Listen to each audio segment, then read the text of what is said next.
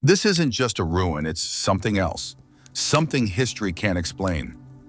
All across the world, there are places, artifacts, and events that don't fit. They weren't supposed to exist. They weren't supposed to survive. And yet, they're here, etched into stone, hidden beneath cities, whispered through forgotten texts. Science has tried to explain them.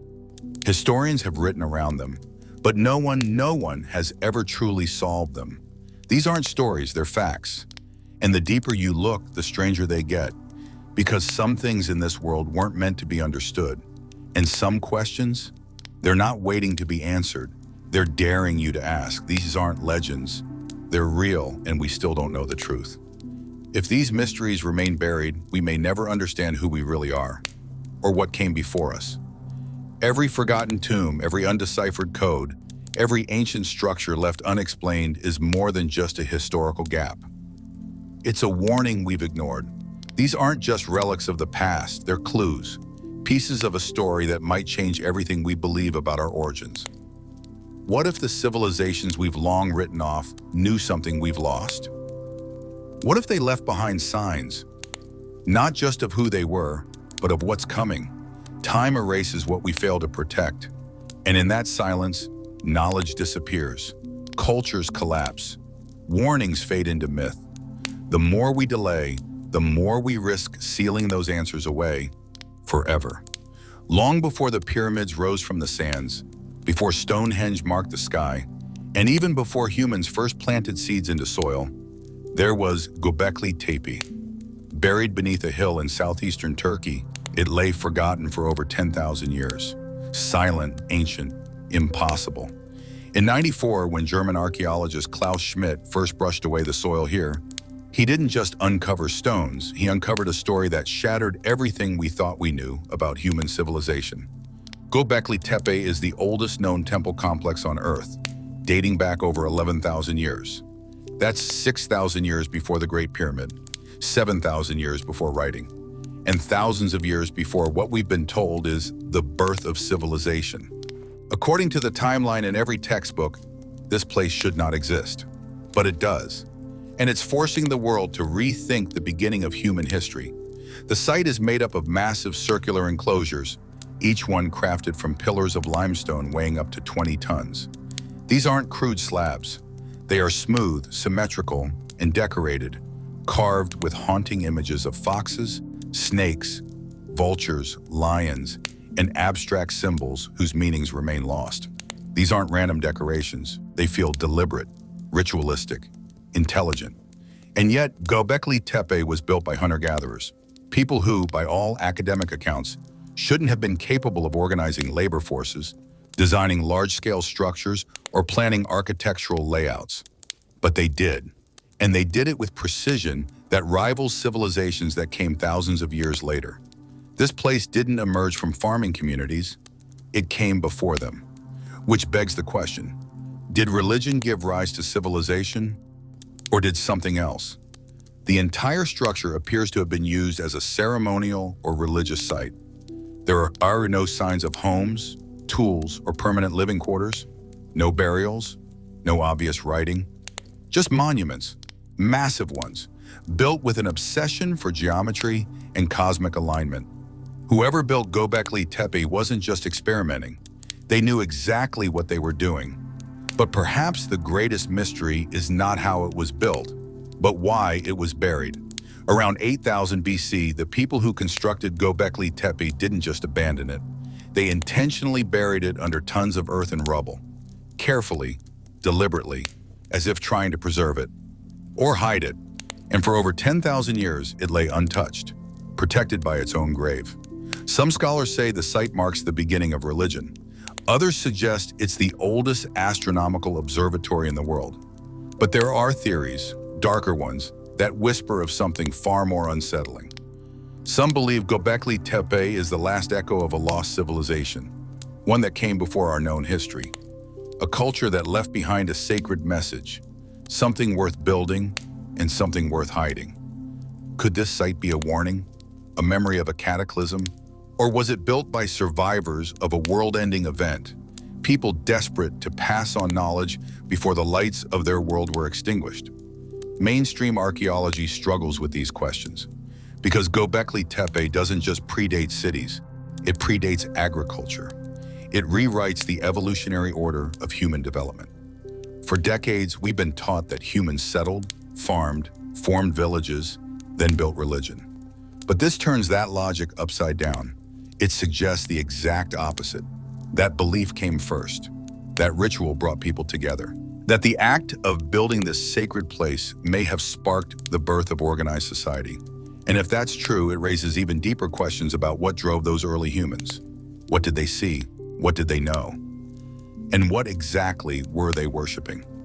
Many of the symbols at Göbekli Tepe remain undeciphered. Some researchers believe the images, particularly those involving birds of prey and headless human figures, may represent shamanic journeys, resurrection, or even otherworldly contact.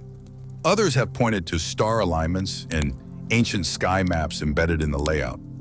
Could these carvings be records of astronomical events? Or do they tell stories of something else? Something lost to time?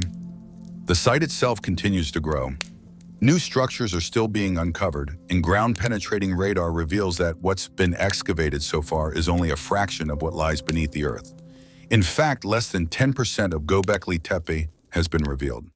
It's part of a broader archaeological zone where other megalithic sites, many equally as old, are starting to emerge. What if Göbekli Tepe isn't an anomaly, but a surviving piece of a much larger, forgotten past? For years, skeptics have tried to dismiss the mystery. They've said the dating might be off, or that the carvings were made later, but repeated radiocarbon tests confirm the age. There's no doubt. This was built over 11,000 years ago, when the last ice age had just ended, when glaciers still scarred the earth, when so-called primitive humans should have been too busy surviving to create temples of worship. And yet, here it is, a place built with vision, with faith, with purpose. If Göbekli Tepe teaches us anything, it's that we don't know as much as we think we do. Our past is deeper, stranger, and more complex than we've been told. And if this temple was just the beginning, what else is still buried, waiting to be found? The answers may not lie in textbooks, but beneath the soil, in places no one thought to look, in symbols no one has decoded, in temples buried not by time, but by intent. And maybe the people who built Göbekli Tepe knew something we don't. Maybe they saw the end of something, or the beginning. Either way, they left us a message carved in stone and sealed in earth, not to be forgotten, but to be found. One day. So the next time someone tells you civilization began with the wheel, or writing, or farming, remember this. At the dawn of history, long before the world we know, someone stood on a Turkish hillside and built a monument that still echoes through time, a place that breaks the rules, a place we were never meant to forget. In the rugged heart of China's Shaanxi province, beyond the mountains and farmland, shrouded in mist and myth, stands something few are even allowed to speak about. To most, it's just another hill, innocuous, quiet, and unremarkable. But to those who've looked closer, it may be one of the greatest archaeological enigmas of our time, the so-called White Pyramid of China. It's a name that conjures conspiracy, curiosity, and an overwhelming sense that something isn't being told. Because if what witnesses claimed is true, this structure, buried beneath layers of earth and silence, is not only real, it's bigger than the Great Pyramid of Giza. The first mention came in 1945. An American pilot flying a routine transport mission over northwest China reportedly spotted something he couldn't explain. Below him, in the hazy valley between distant peaks, was a colossal pyramid.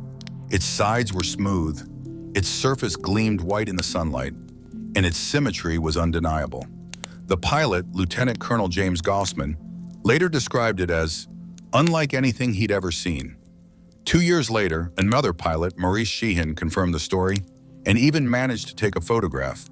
That blurry black and white image showed a structure so out of place, so enormous, that it quickly made headlines across the globe. The media called it the Great White Pyramid of China, and for a moment, it seemed the mystery would be brought into the light. But then, the story vanished. Not long after the report surfaced, access to the region was restricted. Foreign researchers were denied entry. Questions about the pyramid were met with silence or deflection. Official Chinese sources claimed there were burial mounds in the area, some shaped vaguely like pyramids, but nothing extraordinary, nothing worth investigating, nothing remotely close to the scale described by the pilots. And yet, satellite images would later show otherwise. Decades after the original reports, independent researchers began scanning the Shanxi region using freely available satellite imagery. What they found was stunning. Dozens of pyramid-like mounds, some small, some massive, scattered throughout the landscape. Many were overgrown, heavily eroded, or partially buried. But one in particular stood out. Its estimated height? Around 300 meters, nearly 1,000 feet. That's twice the height of the Great Pyramid of Giza. Its base? Over 450 meters on each side. By every known measurement, if confirmed, this would be the largest pyramid on Earth. But it's never been confirmed, because it's never been excavated. And officially, it doesn't exist.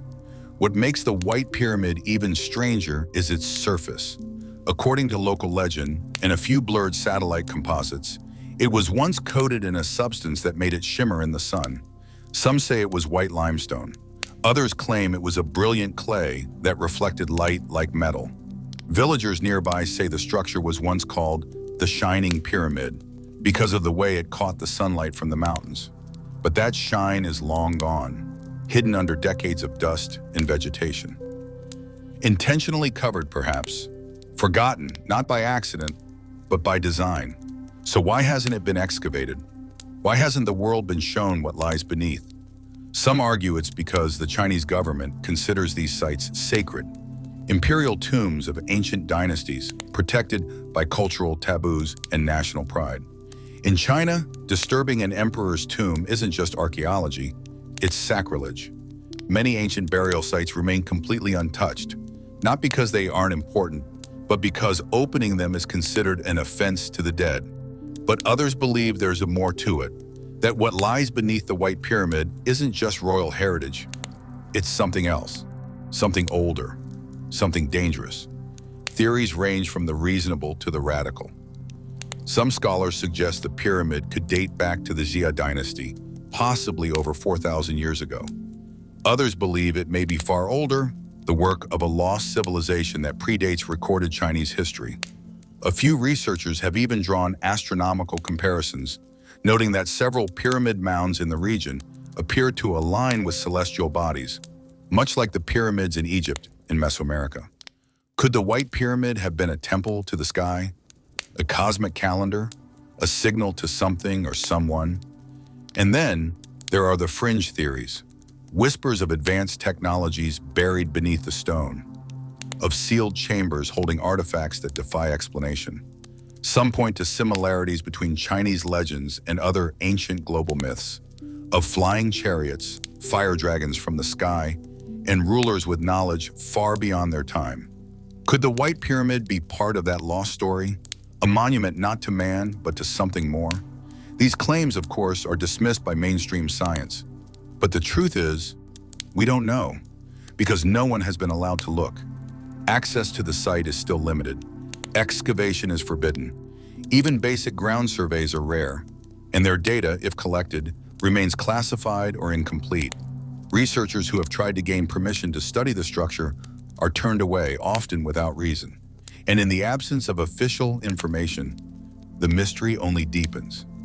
Every year, satellite images become sharper. Every year, people ask the same question: why won't they dig? And every year, the silence grows louder. Some say the answer is cultural. Others believe it's political. But maybe, just maybe, it's something else. Maybe they already know what's inside. Or maybe they're afraid to find out. In a world obsessed with ancient Egypt, the ruins of Greece, and the temples of Mesoamerica, the White Pyramid of China stands in shadow. Bigger than all of them, older than many, but hidden, ignored, buried, not just in earth, but in silence. It raises a question few dare to ask. If there is a structure of this magnitude, sitting unexamined in the middle of one of the most powerful nations on earth, what else is out there? What other truths have been buried, not by nature, but by choice? In the end, the White Pyramid isn't just a mystery, it's a message, a challenge, a monument to a history we've yet to accept. And until it's uncovered, its secrets will remain just out of reach, etched in stone, lost in legend, and protected by a silence louder than truth. Hidden in the basalt cliffs of Maharashtra, India, there exists a monument so massive, so mathematically perfect, and so mysteriously built that even modern engineers struggle to explain how it came to be. It is not assembled from parts. It wasn't built block by block. It was carved downward out of a single piece of stone. This is the Kailasa Temple, arguably the most ambitious monolithic structure on Earth. But here's the problem. It shouldn't exist. Not with the tools they had, not with the time they claimed, and certainly not with the silence that surrounds its true origins. The temple, part of the Ellora Caves complex, is a marvel of ancient engineering. Over 30 million Sanskrit characters, intricate sculptures, detailed carvings, and massive columns adorn a space twice the size of the Parthenon. It reaches 100 feet high, 200 feet deep, and stretches 276 feet in length. And all of it was carved top down, straight into volcanic rock. There are no seams, no construction marks, no leftover tools, just solid mountain transformed into something that looks less like a human creation and more like a work of impossible precision. How? Mainstream archaeology tells us the Kailasa Temple was built in the 8th century under the rule of King Krishna I of the Rashtrakuta dynasty. The narrative goes something like this. Thousands of workers spent around 18 years cutting out more than 400,000 tons of rock, using simple chisels, hammers, and basic iron tools. But that's where the story starts to fall apart. Because when you do the math, it doesn't add up. To remove that much rock in under 2 decades, workers would have had to extract over 60 tons per day by hand in perfect lines without any modern equipment. Not just extract it, but do so with such precision that even today, with our advanced technologies, we'd hesitate to attempt a similar feat. There are no signs of quarries nearby large enough to hold all the rock that was supposedly removed. There are no records, no blueprints, no design plans, not even detailed historical texts explaining how the structure was made. And remember, they didn't build this temple on flat land. They carved it vertically downward into a cliff face. That means a single mistake could have ruined the entire project. So again, we ask, how? Local legend tells a different story. According to ancient texts and oral treatises, the queen of the region once fell gravely ill. She prayed to the god Shiva and vowed to fast until a temple was constructed in his honor. An architect named Kokasa promised her that the temple's crown would be visible within 1 week. And so he began to carve from the top down. Remarkably, the story matches the structural reality. Kailasa Temple was indeed carved starting from the summit. But could a temple of this scale really be finished in that short a time? Or was something else involved? Some historians suggest that Kailasa may not be as young as we think, that it could predate the Rashtrakuta dynasty by hundreds or even thousands of years. And if that's the case, then the question isn't just how it was made, but who really made it? Could it be a relic from a lost civilization, one that possessed construction knowledge or tools far beyond what history records? Some researchers have even claimed that faint drill-like markings on the stone hint at technologies not documented in any ancient Indian texts. Is that evidence of forgotten machinery or something we simply can't explain? Despite years of research, there are no traces of scaffolding, no support structures, no visible signs of a step-by-step process. The builders didn't just create walls and columns. They shaped gods, demons, elephants, and intricate mythological scenes, all perfectly proportioned and symmetrical. Carvings of deities like Shiva and Vishnu are so lifelike, so fluid in their detail, that they appear sculpted by artists with far more than hand tools. But that's not all. Hidden corridors, underground passages, and water channels run throughout the complex, some leading to nowhere, others spiraling into blackness. What purpose did they serve? Are they symbolic, functional, or something we haven't yet discovered? There's something else.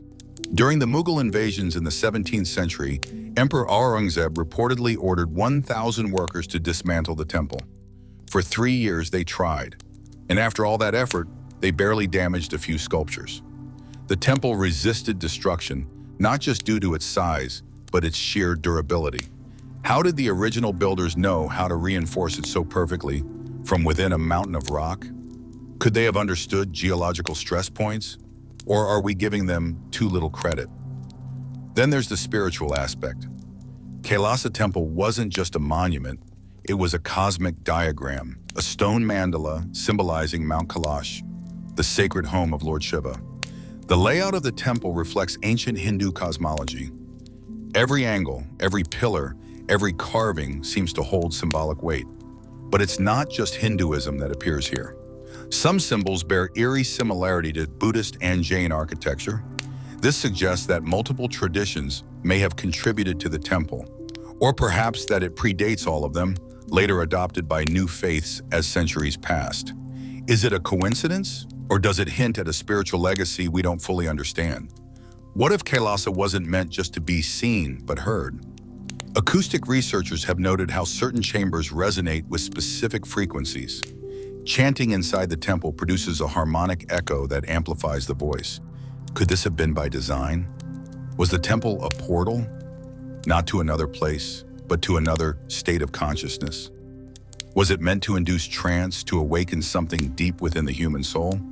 Or were the frequencies meant to call out to something or someone? And here's the final mystery. If this was possible over 1,000 years ago, why has it never been repeated? Why did such an advanced method of monolithic construction vanish? Why did humanity return to stacking stones when they had already mastered shaping entire mountains? Was this knowledge deliberately erased? Or did something happen, something catastrophic, that wiped it from collective memory? Kailasa Temple isn't just a building. It's a challenge, a provocation, a monument that says, you don't know everything. You've barely scratched the surface. It stands as a defiant survivor of time, of war, of human limitation. And until we understand how it was made, why it was buried in legend, and who first shaped it from the mountain, it will remain what it has always been, silent, eternal, and unsolved. For over 800 years, the final resting place of one of history's most powerful and feared rulers has remained a complete mystery. Genghis Khan, the man who united the Mongol tribes, conquered the largest contiguous land empire the world has ever known, and reshaped the very fabric of Asia and Europe, disappeared into legend the moment he died. No monument marks his grave, no royal tomb, no official records, nothing. And despite centuries of searching, no one has ever found his body. But why? Why has the tomb of Genghis Khan remained hidden for so long? And what are the forces, both human and supernatural, that continue to keep it that way? He died in 1227 during a military campaign against the Western Xia dynasty in what is now northern China. What followed wasn't just a burial, it was an operation. According to Mongol legend, the escort party that returned his body to Mongolia killed every living soul they passed along the way: peasants, travelers, witnesses, anyone who might reveal the route. Once they reached the secret location, they buried the great Khan in total silence. Then they killed the laborers who built the tomb. And finally, they were killed themselves. To erase the path completely, it's said that 1,000 horses were ridden over the ground to trample the soil flat, removing any trace. A few tales even speak of diverted rivers and planted forests to obscure the site further. Could any of this be true? Could one of the most important burial sites in human history really vanish without a trace? Apparently yes, because for all our technology, all our satellites, drones, and artificial intelligence, no one has managed to find it. Not archaeologists, not treasure hunters, not national governments. The burial site of Genghis Khan remains completely unknown. And the deeper you dig, figuratively and literally, the stranger it all becomes. The Mongols themselves revered secrecy. They saw death as something sacred, private, and untouchable. To disturb the resting place of the great Khan would not only be a violation of tradition, it would be a curse upon the soul. Could that fear still be echoing through time? Is that why even today, Mongolian authorities forbid certain excavation efforts, not out of politics, but out of ancestral respect. One clue lies in the sacred mountain of Burkhan Khaldun. It's the place where Genghis Khan was born and where he reportedly prayed for divine guidance before uniting the Mongol tribes. Many believe that his tomb lies somewhere in the dense forest surrounding this mountain, but the area is vast, remote, and treacherous. Even with modern imaging techniques, the terrain is difficult to scan, and local residents, especially the Darhat people, considered spiritual guardians of the land, have long resisted archaeological intrusion. To them, the land isn't just sacred, it's alive, and it protects its secrets. Over the decades, numerous expeditions have attempted to find the tomb. Some have brought in ground-penetrating radar. Others have crowdsourced satellite data to analyze topography. In 2016, the Valley of the Khans project enlisted volunteers worldwide to examine thousands of satellite images in search of anomalies. They found plenty: odd depressions, unexplained mounds, even signs of ancient roads. But none of them led to the tomb. Every lead ended in silence, every theory still unproven. Some say the Mongols were simply too good at hiding it. Others believe the tomb may have been deliberately destroyed long ago, leaving no evidence. But there's another theory, a darker one, that the tomb is protected not just by isolation or tradition, but by something else entirely. Strange stories have followed many of the teams who've tried to find it. Equipment failures, sudden illnesses, unexplained accidents, even deaths. Of course, skeptics call this coincidence. But the legend of a curse surrounding Genghis Khan's tomb persists. Could it be real? Or is the fear itself what keeps the secret buried? Then there's the question of what's inside. If the tomb were ever found, what would it contain? Treasures gathered from every corner of the Mongol Empire, Persia, China, India, Europe, weapons of mythic power, or documents, maps, and relics that could rewrite history? Some even speculate that the tomb may hold knowledge from lost civilizations. Could Genghis Khan have collected ancient texts from cultures that no longer exist? Did he know things that modern historians never will? Or would the tomb be empty, offering nothing but bones and dust? We simply don't know. And that's part of what makes this mystery so haunting. Genghis Khan left an empire, a legacy, a name that shaped the world. And yet, his body is missing, vanished. No sarcophagus, no mausoleum, no marker. It's as if the earth itself swallowed him. And maybe that's exactly what happened. Because in Mongolian tradition, the great Khan belongs not to a monument, but to the land, the wind, the steppe. He isn't meant to be found, he's meant to be remembered. But what happens if someone does find him? Would the discovery bring glory or disaster? Would it lead to a wave of insight, a renewed understanding of Mongolian history, and the restoration of ancient pride? Or would it provoke anger, spiritual backlash, and political unrest? In recent years, the Mongolian government has taken steps to designate certain areas near Burkhan Khaldun as protected zones, effectively banning exploration. Some see this as a defensive move, designed to preserve tradition. Others suspect that the authorities may know more than they let on. Are they hiding something? Or are they trying to protect something far greater than just a tomb? The deeper you go into this mystery, the more questions emerge. Why did Genghis Khan, a man of overwhelming ambition, choose to disappear in death? Was it humility, fear, strategy? And why has every attempt to recover his remains failed, even with the tools of the 21st century? Is there more to this than lost geography? Could it be that the tomb of Genghis Khan isn't just lost? It was never meant to be found? Today, the story continues to captivate archaeologists, historians, and mystery seekers around the world. It is the ultimate unsolved puzzle, a riddle buried beneath centuries of silence. And while the modern world demands answers, the land holds firm. The wind still howls across the plains of Mongolia. The trees still guard the mountain paths.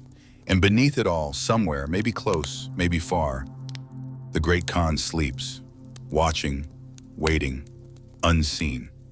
It began with a sound, simple, sharp, and unintentional. In 1947, a Bedouin shepherd boy wandering near the cliffs of Qumran in the West Bank tossed a stone into a cave while searching for a lost goat. What followed changed history. The sound that came back wasn't the rustle of an animal, It was the unmistakable crash of pottery breaking. Curious, he entered the cave and found a series of ancient clay jars. Inside them, tightly wound in linen and sealed against time, were scrolls. Fragile, fragmented, and forgotten. He had no idea what he was holding. Few people did, because what he had stumbled upon was the beginning of one of the most astonishing archaeological discoveries of the modern age: the Dead Sea Scrolls. What those jars contained was not just scripture, not just historical text. They were messages from a vanished world. Nearly 1,000 documents, spread across tens of thousands of fragments. And their age? Over 2,000 years old, predating the Bible as we know it. They include the oldest known copies of the Hebrew Bible, alongside texts never seen before, apocalyptic visions, detailed rules of a mysterious sect, and references to figures lost in religious myth. But what makes these scrolls more than just ancient literature is what they imply, what they challenge, what they might be hiding. Some of the scrolls are familiar, versions of Genesis, Exodus, Psalms, but others are far stranger. They speak of a teacher of righteousness, a divine war between sons of light and sons of darkness, angelic armies, and forbidden knowledge meant only for the initiated. Who wrote these texts? Who hid them? And why? Mainstream scholars attribute the scrolls to a reclusive Jewish sect called the Essenes, who lived near Qumran and practiced a strict, ascetic lifestyle. They believed in purity, prophecy, and secrecy. They copied sacred writings, meditated in caves, and prepared for an apocalyptic showdown. But there's a problem. No single scroll explicitly mentions the Essenes, not one. And despite decades of excavation, no Essene structures have been definitively confirmed. So were they really the authors? Or are we missing something? Some researchers argue that the scrolls are a curated archive, brought from Jerusalem during times of war, hidden away to protect them from Roman destruction. Others believe they were the private library of a breakaway cult, whose radical views were silenced by the mainstream. And some, more daring, suggest they contain lost teachings, ideas that were suppressed or buried because they didn't fit with later religious doctrine. Could that be true? Could the Dead Sea Scrolls contain gospels and prophecies that were intentionally excluded from the Bible? One of the most mysterious documents is the Copper Scroll. Unlike the others, made from parchment or papyrus, it was etched into metal. And unlike the others, it doesn't speak of heaven or morality. It lists treasure, real treasure. It names dozens of hiding places across ancient Judea, each supposedly containing gold, silver, or sacred artifacts. The exact locations? Still unknown. Some say it's symbolic. Others believe it's a literal map, pointing toward caches buried before Jerusalem fell to the Romans. And a few believe the treasure isn't gold at all, but knowledge, forbidden scrolls, keys to ancient wisdom sealed away for the day when the world would finally be ready to understand. The implications of the Dead Sea Scrolls go far beyond religion. They've forced historians to rewrite entire chapters of Second Temple Judaism. They've revealed how diverse, divided, and dynamic the faith landscape was in the centuries before Christianity and modern Judaism emerged. But that's just the beginning, because they also raise darker questions. Was the Bible edited, altered, censored? Comparing the Dead Sea Scrolls to later versions of the Hebrew Bible reveals both stunning accuracy and subtle, disturbing differences. Entire passages exist in one version and not the other. Names change, timelines shift, meanings blur. Is this the evolution of sacred text or the manipulation of it? Over the years, the scrolls have been wrapped in controversy. For decades after their discovery, access to the full collection was tightly restricted. A small team of scholars controlled who could study what and when. Wait a minute, why lock away documents meant to illuminate the past? Why delay their release for so long? Some say it was academic politics. Others suggest it was something else. A fear that certain scrolls might contain revelations too disruptive, too heretical for the modern world. Could that be possible? There are whispers, still unproven, that some scrolls mention a messianic figure not named Jesus, but eerily similar to him. That others hint at resurrection, divine birth, or rituals nearly identical to early Christian sacraments. If true, that would mean the ideas attributed to Christianity were already circulating centuries before the New Testament was ever written. What would that mean? For theology? For history? For everything? And here's the strangest part. Despite all our modern tools, digital imaging, carbon dating, linguistic software, many of the scrolls remain untranslated, too fragmented, too obscure. Thousands of pieces are still being analyzed, reconstructed, and debated. Even now, more than 75 years after their discovery, the Dead Sea Scrolls are not fully understood. Some believe they never will be. Maybe they're not meant to be. Maybe the answers lie not in the text, but in the silence between the lines. The caves of Qumran are still there, wind-blasted, bleached by time. And though no new scrolls have surfaced in years, the questions left behind are growing louder. What else remains buried? What was never written down? And what secrets, buried by sand, silence, and fear, are we still too afraid to face? The Dead Sea Scrolls are more than ancient paper. They are a mirror reflecting the fractures of faith, the manipulation of truth, and the desperate human need to protect what we think we know. But maybe we don't know. Not really. Not yet. In the quiet farmlands of Zhejiang Province, China, an ordinary summer day in 1992 began with a simple act of curiosity. A local farmer trying to expand a pond near his village decided to drain the water from what he assumed was a natural sinkhole.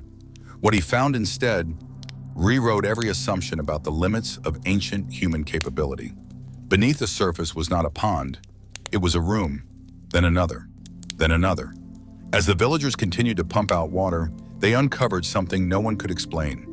An entire underground complex carved perfectly into the rock, with geometry and craftsmanship that defied logic. They had discovered the Longyu Caves. But caves is the wrong word. These weren't natural formations. They were massive man-made chambers, each over 30 meters high, filled with pillars, archways, and walls smoothed to perfection. There were 24 of them, interconnected, stretching across more than 30,000 square meters of underground space. Together, they formed a subterranean city. But no one knows who built it, or why, or how. Because here's the strangest part. There is not a single mention of the Longyu Caves in any ancient Chinese historical record. Not one line, not a name, not a date, nothing. How is that possible? Ancient China is one of the most documented civilizations in human history. Dynasties recorded their building projects, religious practices, and daily lives with obsessive detail. Yet this massive architectural feat, one that would have taken years, maybe decades to construct, is completely absent from all texts. How can something so large be so invisible? The construction itself is baffling. Every inch of the stone walls is covered in precise, parallel chisel marks, like waves frozen into the rock. These aren't random. They run in unbroken lines consistent in depth and angle, suggesting a coordinated effort in possibly standardized tools. The scale of labor involved is staggering. Experts estimate that over 1,000 cubic meters of rock were removed to create the caves. That would have required thousands of workers, countless man-hours, and a level of planning that, even by modern standards, would be considered extreme. And yet, the builders left no debris, no tools, no signatures, just silence. So who built the Longyu Caves? And for what purpose? Theories range from practical to paranormal. Some scholars suggest the caves were ancient granaries, though storing grain underground in rooms this elaborate makes little sense. Others propose they were wartime shelters or secret royal tombs. But why build 24 of them? Why make them so large? Why carve them with such artistry if they were only meant to store food or hide from enemies? Some believe the caves served a ceremonial or religious function. The symmetry, acoustics, and scale suggest a sacred space, perhaps one meant for rituals or for contact with something greater than human. But again, where is the record? Where are the offerings, the statues, the iconography? There is nothing, just stone and silence. Even more perplexing is the geological precision. The caves have stood untouched for over 2,000 years, without collapsing, without flooding, without cracking. That's remarkable. The region is prone to earthquakes, yet the Long U caves remain structurally sound. Whoever built them understood rock, stress points, and engineering better than we can explain. But how? With what knowledge? Using what techniques? Were they simply savants of their age, or inheritors of something older? In recent years, a few fringe researchers have suggested that the caves are evidence of lost technology, or perhaps even an ancient civilization that predates known Chinese dynasties. One particularly controversial theory links the Long U caves to global megalithic sites, like the underground cities of Derinkuyu in Turkey, or the precision-cut walls of Sacsayhuaman in Peru. Could it be that scattered remnants of an advanced prehistoric culture are hidden beneath our feet? Could these caves be part of something far larger, a forgotten network spanning the ancient world? The local villagers still speak of myths, whispers of a sleeping army beneath the earth, or gods who shaped the land with tools of thunder. Of course, these are just stories, but are they? Folklore, after all, often survives where memory fails. Perhaps the caves weren't meant to be lived in, or prayed in, or even seen. Maybe they were built for something else, something we no longer understand. And then there's the question of why they were filled with water. When the caves were first discovered, they were submerged almost entirely. Was this accidental flooding over centuries? Or were they sealed and filled on purpose? To preserve, to hide, to forget? No one knows. And as the years pass, fewer are asking. Despite their importance, the Long U caves remain under-researched. There are no large-scale excavations, no international preservation campaigns, and very few detailed studies. It's as if the world discovered one of the most astonishing feats of ancient engineering and then turned away. Why? Is it academic bias, bureaucracy, or something deeper, some unspoken agreement not to disturb what lies beneath? Because here's the uncomfortable truth. The more you look at Long U, the less sense it makes. It doesn't fit. Not with history, not with archaeology, not with anything we think we know about ancient civilizations. These caves are an anomaly, a contradiction carved into stone, and yet they are undeniably real. So what do we do with them? Do we classify them as a fluke, a forgotten project of an unknown dynasty? Or do we admit the possibility, however unsettling, that our understanding of ancient human achievement is deeply, profoundly incomplete, that somewhere in the cracks of our timeline, something extraordinary happened, and we've forgotten it? Long U isn't just a mystery, it's a challenge, a silent monument that dares us to question everything. And until someone finds the courage and the will to dig deeper, it will remain what it has always been, vast, silent, and unexplained. In the vaults of the Topkapi Palace Museum in Istanbul lies a fragment of parchment that shouldn't exist. Drawn in 1513 by an Ottoman admiral named Piri Reis, the map covers part of the known world as it was understood in the early 16th century. But it also contains something it absolutely should not. Something that has puzzled scholars, historians, and cartographers for decades. Because along the bottom edge of the surviving piece, etched in ink, labeled with care, is a portion of coastline that looks unmistakably like the northern shores of Antarctica. And here's the problem. Antarctica wasn't officially discovered until 1820. And even then, it was covered in ice. Yet on the Piri Reis map, that coastline is free of ice. The land is detailed.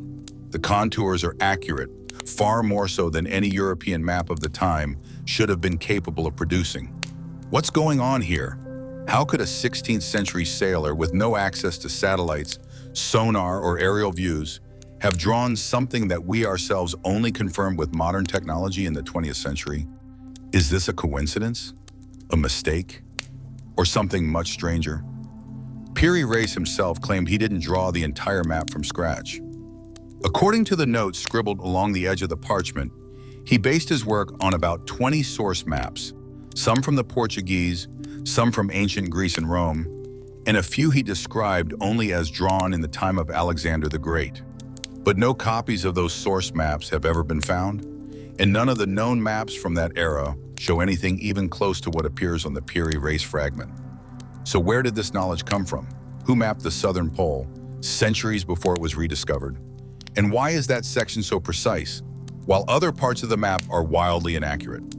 Some historians have suggested the southern section isn't Antarctica at all, that it's simply a distorted representation of South America, or a cartographic guess. But the details say otherwise. The shapes match satellite scans of the Antarctic coastline almost perfectly, when adjusted for glacial shift. And here's the truly baffling part. It shows the landmass without its thick layer of ice. Antarctica has been frozen for over 6,000 years. So if the Piri Reis map is accurate, someone mapped the continent before the last ice age. But who and how? This mystery has fueled countless theories. Some believe the map is evidence of a lost seafaring civilization, perhaps Atlantis, or another advanced culture erased by time, yet surviving through fragments of ancient knowledge. Others think it's proof of pre-Ice Age global exploration, that human beings once possessed the means to chart the world in ways we've forgotten. And then there are those who look up, not down. They ask, could the information have come from somewhere else? Somewhere not of this earth? That's where the mob starts to intersect with the strange and the forbidden. Eric von Däniken and other proponents of the ancient astronaut theory have cited the Piri Reis map as possible proof of extraterrestrial contact. Could advanced visitors have shared knowledge with early humans? Maps, measurements, navigational data far beyond the capabilities of the time? The idea sounds outlandish. But then again, so does Antarctica without ice. There's another layer to this. The Piri Reis map doesn't just show coastlines.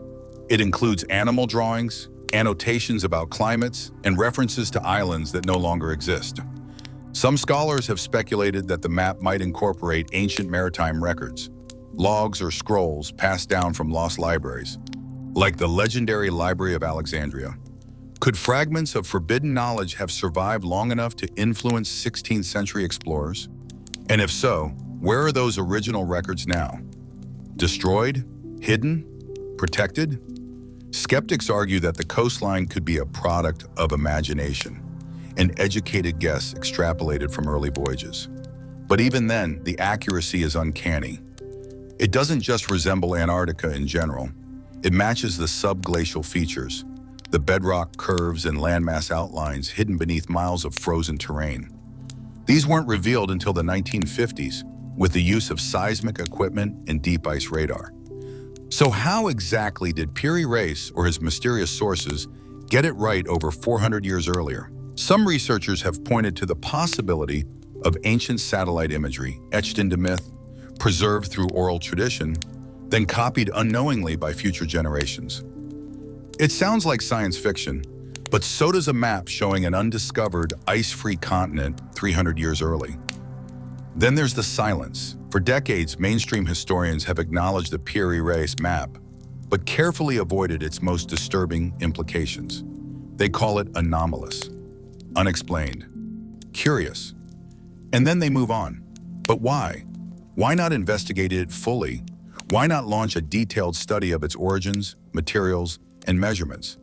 Is it because the answers would challenge too much, our understanding of history, of exploration, of human capability? And here's the final twist. The Piri Reis map is just one piece.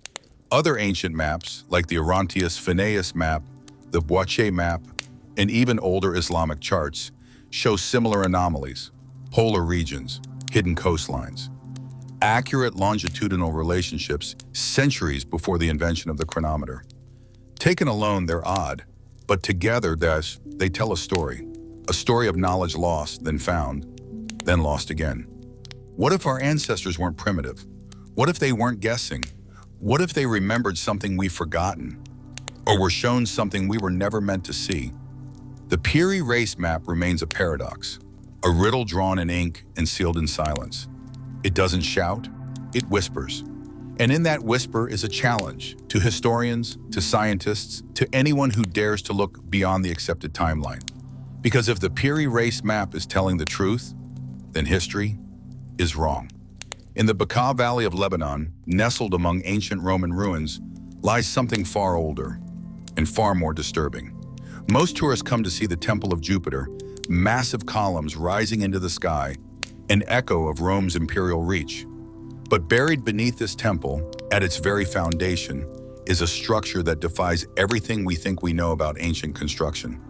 It's not the columns that matter, it's the stones below them. Stones so large, so heavy, so perfectly placed. They shouldn't be there, they shouldn't exist. But they do.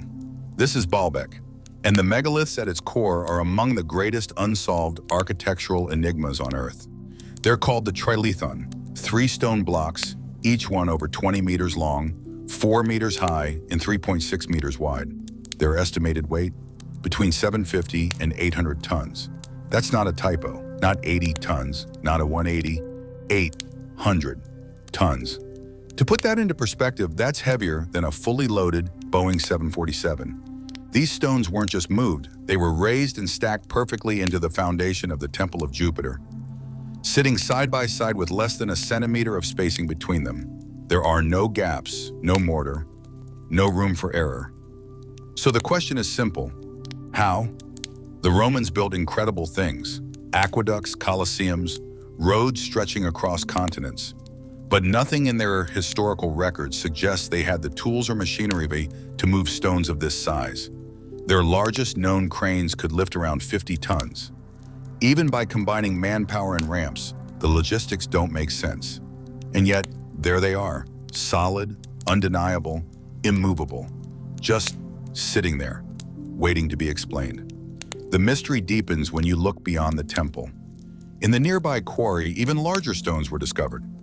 One block, called the Stone of the Pregnant Woman, weighs an estimated 1,000 tons.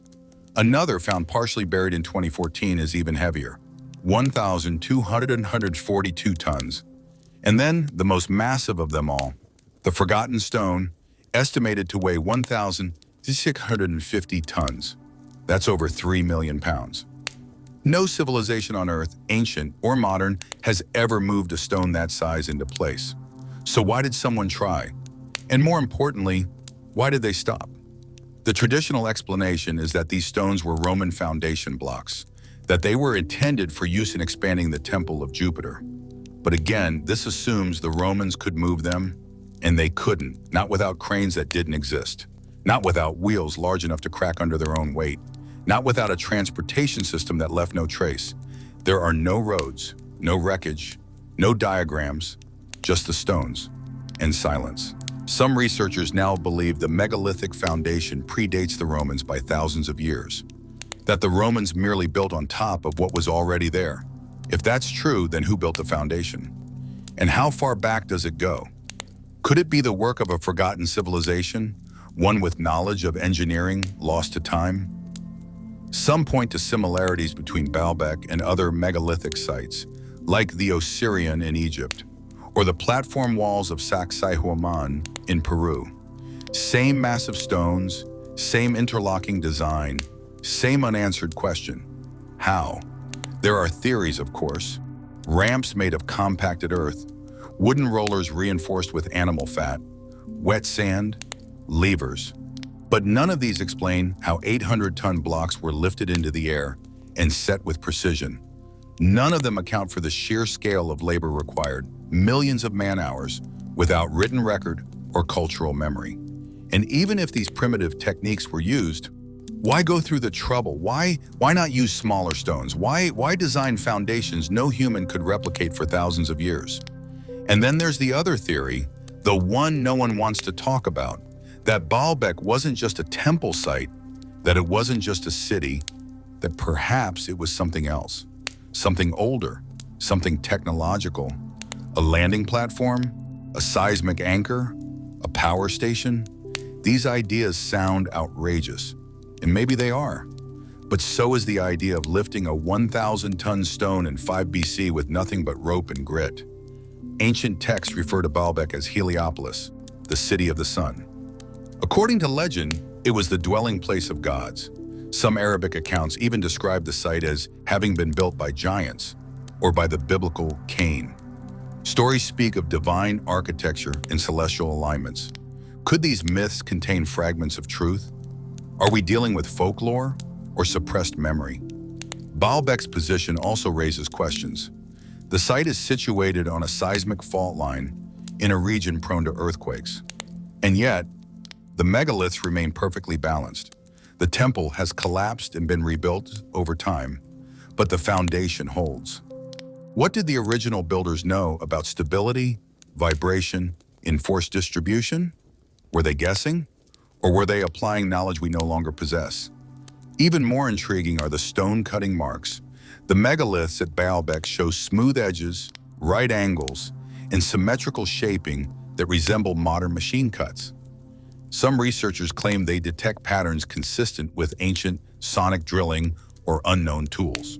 Of course, mainstream archaeology dismisses this. They call it imaginative interpretation. But isn't that what science is supposed to do? Imagine, then test? The truth is, we don't know who built Baalbek's megalithic core. We don't know why the stones were so massive. We don't know how they were moved. And perhaps most disturbing of all, we don't know why they stopped. The quarry contains the biggest stones still attached to bedrock, left behind mid-process. What interrupted the project? War? Disease? Environmental collapse? Or something worse, something unspeakable? Did the builders vanish, disappear, or die before they could finish? Baalbek doesn't fit the story we've written for human history. It sits uneasily between what we think we know and what we fear we've forgotten. Every block is a question, every foundation stone a defiance of logic. And yet, we continue to explain it away, because admitting the truth might mean rewriting everything. In the end, Baalbek's megaliths remain where they have always been, silent, heavy, indestructible. They are older than empire, older than memory, and maybe, just maybe, older than history itself. Which of these mysteries do you think will never be solved? The tombs left untouched, the maps that show what shouldn't be known, the structures too vast and perfect for their time. Do they speak to forgotten knowledge? Or something even stranger? Tell us what you believe. Are we looking at ancient ingenuity or echoes of a history we were never meant to remember? Let us know in the comments below. Your thoughts, your theories. They matter because in the silence of these ruins, speculation is all we have. And if this journey through the impossible has stirred something in you, if you felt even for a moment that familiar chill, the one that whispers, "This doesn't add up," then you know you're not alone. There are others asking the same questions, digging through the same contradictions, searching for the truth behind the legend. So subscribe if you haven't already. Join the ones who choose not to look away, because this channel isn't about answers. It's about the courage to keep asking. Every ruin holds a secret. Every sealed tomb holds a silence louder than any scream. These places, these artifacts, they weren't just abandoned. They were hidden. Maybe to protect us, maybe to test us, or maybe because their truth would unravel everything we think we know. History, science, culture, they all begin to tremble when one crack appears in the timeline. And what we've shown you today, those cracks are everywhere.